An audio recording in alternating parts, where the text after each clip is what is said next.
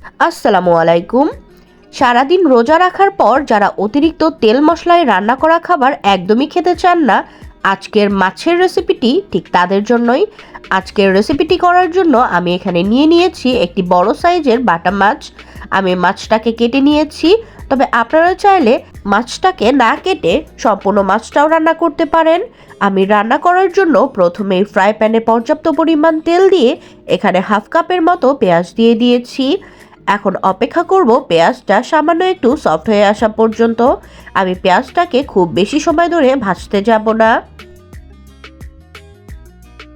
দেখতেই পাচ্ছেন পেঁয়াজের রংটা একটু চেঞ্জ হয়ে এসেছে। এখন আমি দিয়ে দিচ্ছি গুঁড়ো মশলা। প্রথমেই দিয়ে দিচ্ছি 1 টিস্পুন হলুদের গুঁড়া, 1 টিস্পুন ধনিয়ার গুঁড়া, দিয়ে দিচ্ছি স্বাদ মতো লবণ। আমি এখানে 2 টিস্পুন লবণ ব্যবহার করেছি। আর দিয়ে দিয়েছি রেড চিলি পেস্ট। আমি এখানে লাল মরিচ বেটে নিয়েছিলাম, তবে এখানে আপনারা চাইলে গুঁড়া মরিচটাও ব্যবহার করতে পারেন। আরও দিয়ে দিচ্ছি 1 টিস্পুন জিরা বাটা, 1 টিস্পুন আদা বাটা, আর দিয়ে দিচ্ছি 1 টিস্পুন রসুন বাটা। এখন সমস্ত মশলাগুলোকে খুব ভালোভাবে আমি কষিয়ে নিব যতক্ষণ না মশলার গা থেকে তেল ছেড়ে দেয়। এই পর্যায়ে আমি সামান্য কিছুটা পানি দিয়ে মশলাটাকে কষিয়ে নিচ্ছি। এখন মশলার সঙ্গে পানিটাকে মিশিয়ে খুব ভালোভাবে মশলাটাকে 2 থেকে 3 মিনিটের জন্য ফুটিয়ে নিব। আপনারা হয়তো লক্ষ্যই করছেন মশলাতে কিন্তু বলক চলে এসেছে। এই পর্যায়ে আমি ঢাকনা দিয়ে কিছুক্ষণ অপেক্ষা করব। ফিরে এলাম 3 থেকে 4 মিনিট পর। দেখতেই পাচ্ছেন মশলা থেকে সম্পূর্ণ তেল ছেড়ে দিয়েছে। এখন আমি এই কষানো মশলার মধ্যে মাছগুলোকে একে একে দিয়ে দিব। আমি এখানে মাছগুলোকে কষিয়ে নিয়েছি, তবে আপনারা চাইলে এই একই রান্না মাছগুলোকে ফ্রাই করেও রান্না করতে পারেন। এখন মাছগুলোকে মশলার সঙ্গে খুব ভালোভাবে মিশিয়ে নিব। এই পর্যায়ে খুব আলতো হাতে কাজটি করতে যাবেন, কেননা মাছগুলো যেহেতু নরম হয়ে থাকে তাই ভেঙে যাওয়ার ভয় থাকে। তাই মাছগুলো কষানোর সময় খুব সাবধানে কষাবেন। মাছগুলোকে কষানোর জন্য আমি এখানে ঢাকনা দিয়ে বেশ কিছুক্ষণ রান্না করে নিব।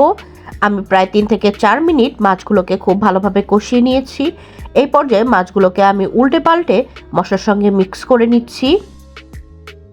এখন আমি মাছগুলোকে একটি আলাদা পাত্রে ট্রান্সফার করে নিয়ে যে ঝোলটা বেঁচে যাবে সেই ঝোলের মধ্যে আলুটাকে কষিয়ে নিব।